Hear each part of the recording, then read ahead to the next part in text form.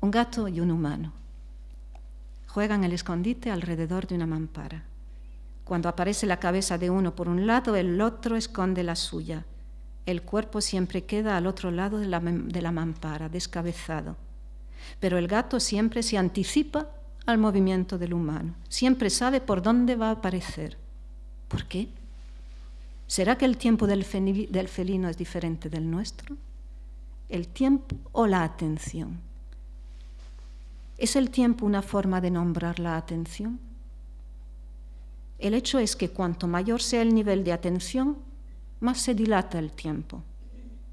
¿No será que el gato anticipa porque tiene más tiempo para el gesto? ¿No será que lo que nosotros llamamos acierto para él es simplemente el aprendizaje del ritmo, de otro ritmo, del ritmo del otro? El poema requiere ese tipo de atención. El que escribe es un felino al acecho. La realidad, uno de sus posibles fragmentos, es la presa. El poema es el gesto. Y en el gesto, el ritmo. Ritmo que forma sentido.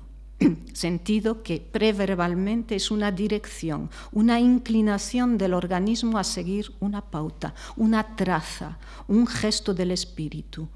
Espíritu del hálito. Expiración. La baba del caracol. ¿Dónde dejamos al erizo?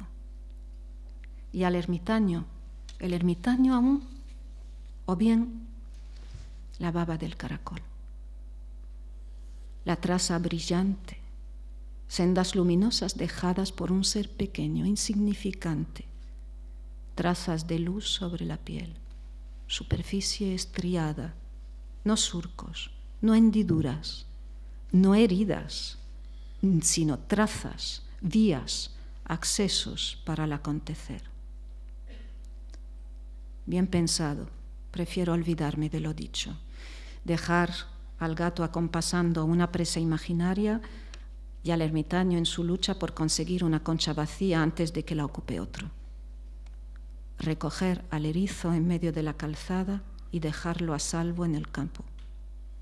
Y luego abajo, buscar alguna umbría y allí poner la mano, extenderla, los dedos haciendo puente para los caracoles. Más pequeño que el erizo, inadvertido, sin pretensiones. El caracol pasa sin defenderse, con su casa a cuestas, porque él no se diferencia de su casa. Transita. En la mano apenas sentimos una ligera humedad que luego cristaliza.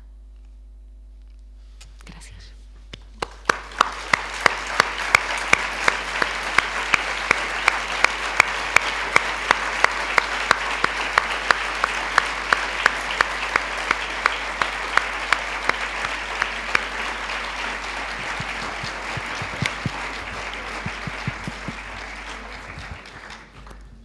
Muchas gracias, Chantal. Tenemos un ratito por si hay algunas preguntas. Lo que pasa es que ahora sí que no veo al público, sino para ver si alguien pide la palabra. Si no ilumináis un poco más.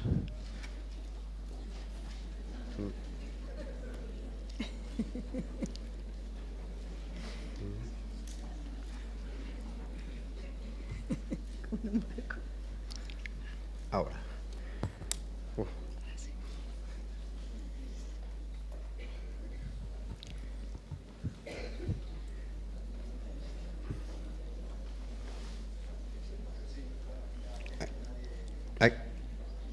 Aquí. Ya que nadie pregunta, preguntamos. Chantal, cuando escribes a ritmo de...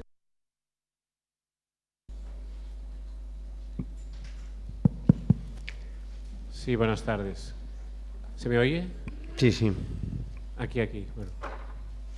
A vuestra derecha, más o menos. Ya. No, quería preguntarle si después de lo que ha dicho es posible que las personas satisfechas hagan poemas. Yo lo veo difícil. Hace muchísimos años, al principio de empezar a escribir, escribí una página que decía que esperaba que algún día dejase de escribir, porque ese día sería feliz. Es decir, no sería feliz porque dejara de escribir, sino que precisamente hubiese dejado de escribir porque sería feliz. Bueno, no vamos a entrar en qué es eso de la felicidad, etcétera, etcétera, ¿no? Pero sí pienso que la escritura siempre es un poner distancia entre uno y el otro y el mí.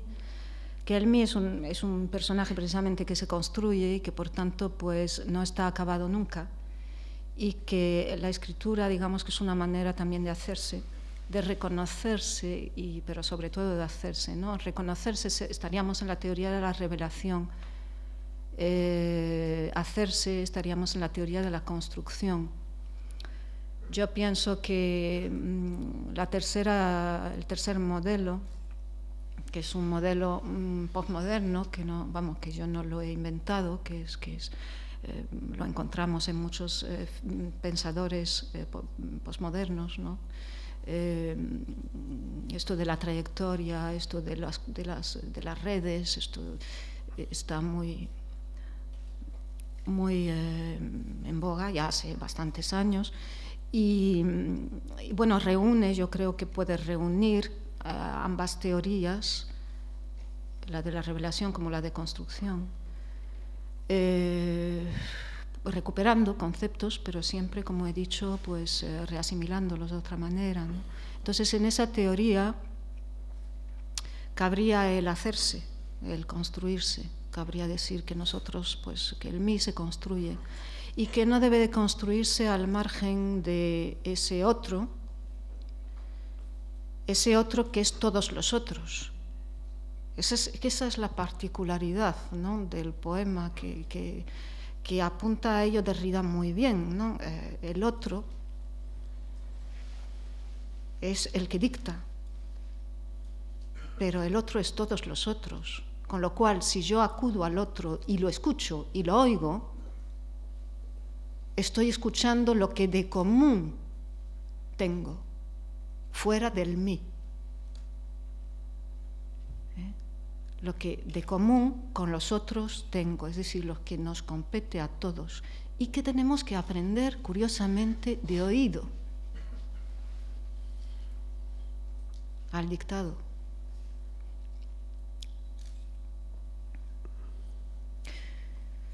Por eso, feliz, pues creo que el que escribe no lo es porque está en tránsito, está, pues, transitando como el caracol, y a paso de caracol.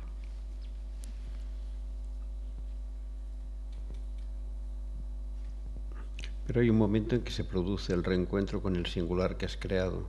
¿Esta no es una forma de experiencia de la felicidad? ¿Con el singular?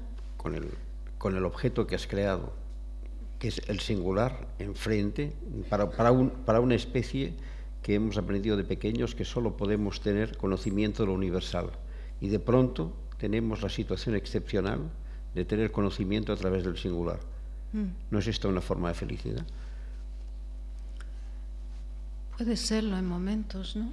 Momentos, digamos, estáticos, ¿no? De contacto directo, pero no sé si eso se referiría al mí, sino más bien a las cosas, es decir, a cualquier cosa. Es decir, yo lo veo más bien, la experiencia de la infinitud, de lo singular, lo veo más bien, por ejemplo, en los haikus. Un haiku que es capaz de decir,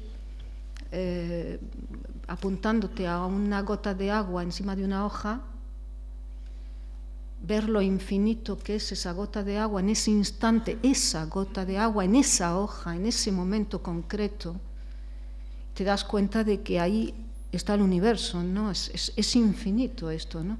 Son momentos realmente de apertura, ¿no?, de lo real, ¿no? De contacto inmediato con con lo que aparece ahí y además con la capacidad tuya de darte cuenta de eso. Es decir, ahí hay una unidad entre el conocimiento, el conocedor y lo conocido. Eso lo decía muy bien un pensador del siglo X en India, Abhinavagupta, ¿no? Percepción, lo percibido, el perceptor y la percepción son una sola cosa. Y esto es una experiencia mística, lo era, entendía que era una experiencia mística. Una experiencia mística en el sentido literal, porque mística quiere decir enmudecer, ¿no? Entonces, ante eso enmudece. ¿Por qué? Porque las palabras simplemente no tienen posibilidad de decir lo que no tiene límite, porque la palabra significa y por tanto delimita, ¿no? Entonces, en el momento en que acudimos a algo fuera de las palabras, pues enmudecemos o como el autor del haiku, decimos una gota de agua en una hoja. Y eso es el poema, ¿no? Y el que lee esto sabe que si quiere entender ese poema, no entenderlo, sino recibirlo, tendrá que hacer la experiencia de esa gota de agua en una hoja, pero también sabrá, probablemente, que alguna vez ha tenido esa experiencia y entonces la recupera y entonces también tiene la experiencia de ese conocimiento recuperado que es la memoria olvidada, que es el corazón haciéndose. Pero claro, el corazón haciéndose, si lo pensáis un poco, el corazón haciéndose es el corazón de todos. Es acudir a eso.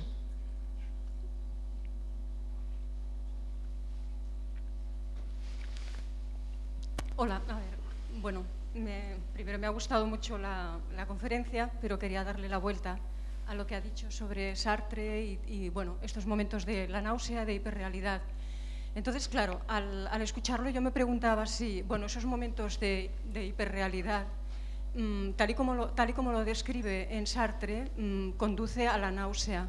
Pero yo me pregunto si eso no tiene que ver con el hecho de que el contexto histórico de la Segunda Guerra Mundial determina una visión pues como apocalíptica y final, mientras que en un mundo, digamos, moderno, en que las personas pueden tener otra percepción de sus propias posibilidades, esa sensación de hiperrealidad se puede ver no como la nada que está mirando, sino como el vértigo del todo. Y entonces, entenderlo desde precisamente como una predisposición a la acción. Y claro, en el fondo, el vértigo del pesimismo parece para algunas personas más seductor, pero para mí no lo es en absoluto. Y entonces quería saber qué... Sí, bueno, el todo y la nada es lo mismo. No. Son los dos extremos de lo mismo. Es decir, cuando, a ver, pasa que cargamos las nociones de tantas cosas. Racionalmente es lo mismo, lógicamente es lo mismo. O sea, son dos extremos absolutos, por tanto completos, ¿no? A ver, pasa que la experiencia del todo, sí. Es que, a ver, para aclarar, sí. Lo que yo quiero decir es que, por ejemplo, una persona que ha tenido una experiencia muy fuerte en relación a la muerte, puede tener una disposición puede tener una disposición determinada en relación a esa experiencia de hiperrealidad.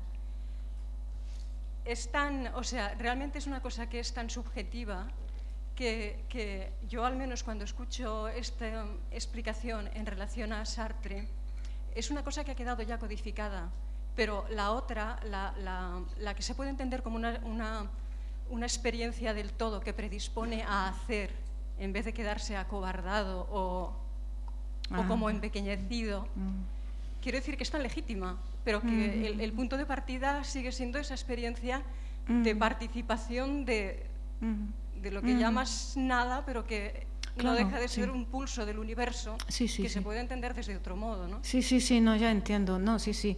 Es la gran dicotomía entre, bueno, por ejemplo, Sartre representa ahí al racionalismo de Occidente, pues frente, por ejemplo, al proceso de China,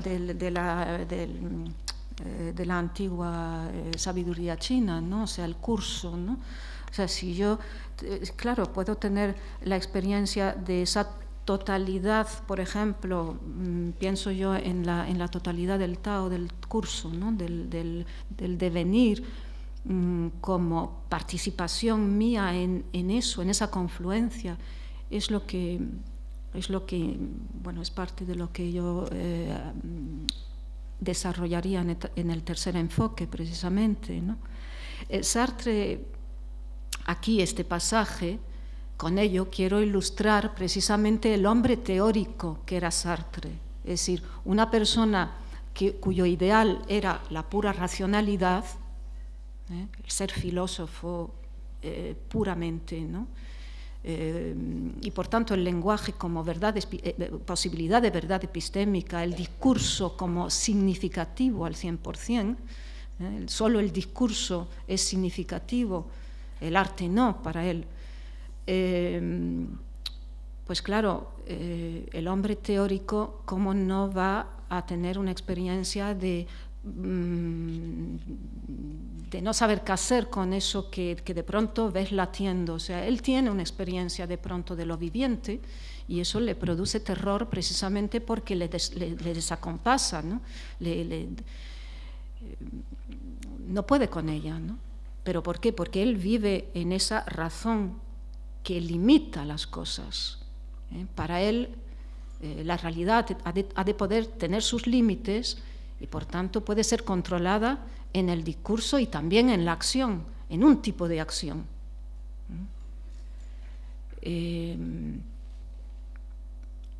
Bueno, es el enfoque del hombre teórico, del hombre que vive en eso. Y todos somos hombres teóricos, todos somos ese hombre teórico muchas veces, ¿no? Al cabo de nuestra vida o al cabo del día, ¿no? Y luego otras veces pues nos es dado lo otro, y estoy de acuerdo perfectamente contigo, ¿no? En que puede darse la vuelta en ese sentido y vivir el curso y el devenir en confluencia con ello. Incluso pienso que es el único modo de adquirir un poco de paz, pienso. Desde luego, como Sartre, no. Quisiera insistir en la relación entre poesía y filosofía, esa difícil relación, que no sé si es posible establecer como dos caminos y una posible encrucijada.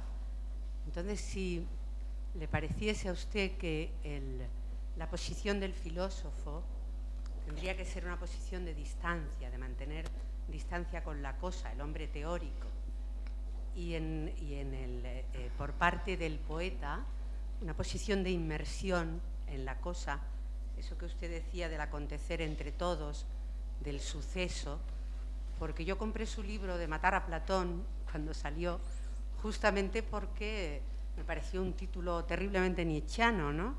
En el sentido de querrá cargarse las momias conceptuales, las ideas de las que hablaba Platón, y después comprobé que así era, ¿no? Gracias. Inmersión, distancia, ¿es posible encontrar la encrucijada entre ellos? Eso era resumida la pregunta. Inmersión y distancia, sí, no, estoy perfectamente de acuerdo con lo que ha dicho, es decir, yo no tengo nada que añadir.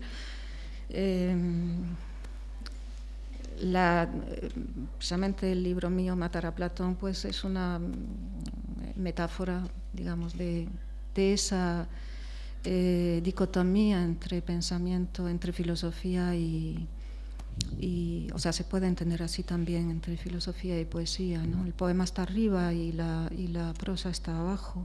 Son dos maneras de intentar decir lo mismo, pero claro que no. Luego, pues, la historia no es igual, ¿no?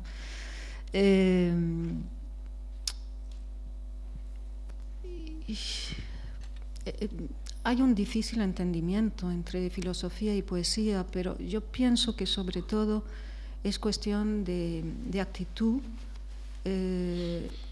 rítmica. Es decir, son dos respiraciones diferentes, son dos ritmos distintos y son dos actitudes distintas.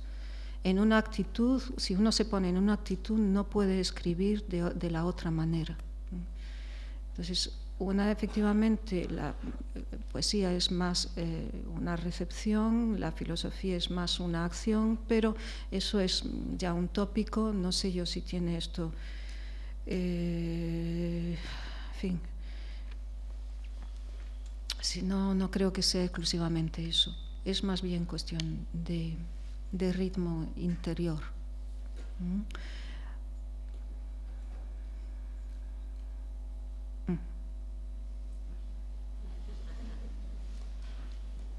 Hola, buenas noches. Quería hacerte un comentario. ¿Dónde está? Aquí. Hola. Yo estaba comparando un poquito, además de tu poesía, hay un libro que tengo de cabecera que es Filosofía en los días críticos, ¿no? Y ahora encontré como... Lo llevo leyendo hace 4 años, todavía no lo terminé. Pero... prefiero que no se termine, pero ahora encontré lo que dices como mucho más despojado, ¿no? Es decir, como si hubieras llegado al vacío de lo que dices en relación a ese libro. Y entonces te quería preguntar una cosa que me vino a la cabeza, que leyendo el libro nunca me había venido. Tú dijiste conceptos como los seres que son, que llegan a ser solamente, ¿no?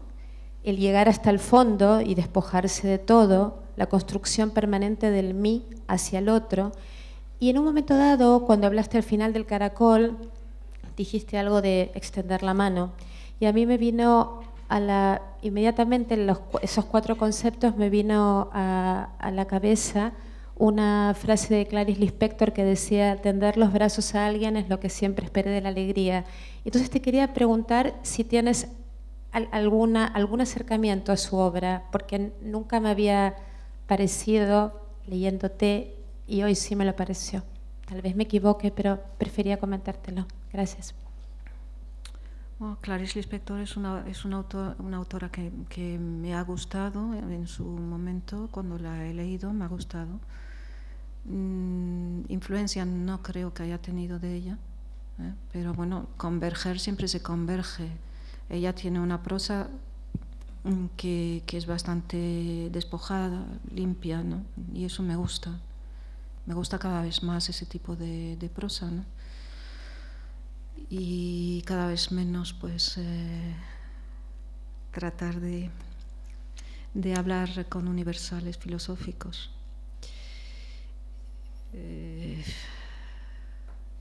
No sé qué más decirte con respecto al Lispector. Desde luego, de filosofía en los días críticos estoy alejada ya, hace muchos años ya, ¿no? Y probablemente si ahora lo revisara, pues le metería la tijera hasta el tuétano, ¿no? Últimamente pues me estoy quedando, la verdad, con bastante poco, y no sé ni siquiera cómo he podido hablar aquí más de 45 minutos seguidos, porque la verdad es que he quitado y me digo, como siga quitando voy a quedarme con la cita de Derrida y punto. Y claro, tampoco era plan. Así que conté 15 páginas, ¿no? Y no sé, voy quitando y tanto leyendo, tanto en mis lecturas como en la escritura, voy quedándome con poco. ¿Por qué voy quedándome con poco? Porque me atranco en los conceptos. Entonces, tanto en la escritura como en la lectura, ¿no? En la lectura me pongo nerviosa y tiro el libro. En la escritura, pues borro. O simplemente pregunto. O sea, vas escribiendo y claro, vas escribiendo con conceptos que están hechos. Y claro, pues las palabras son las que el lenguaje tiene y no hay otras, a no ser que te las inventes, ¿no? E incluso cuando te las inventas están cargadas. Entonces vas y topas con un concepto y te paras y te preguntas, ¿no? Y claro, no puedo hacer otra cosa más que escribir la pregunta, claro. Ser, guión, ¿no? Y lo reemplazas por otra cosa, tal. Y luego también te pones a pensar, guión, tal, guión. Y llegará un momento en que habrá más que guiones, ¿no? Gracias, Chantal. Lo dejamos aquí. Muchas gracias. Gracias a ti.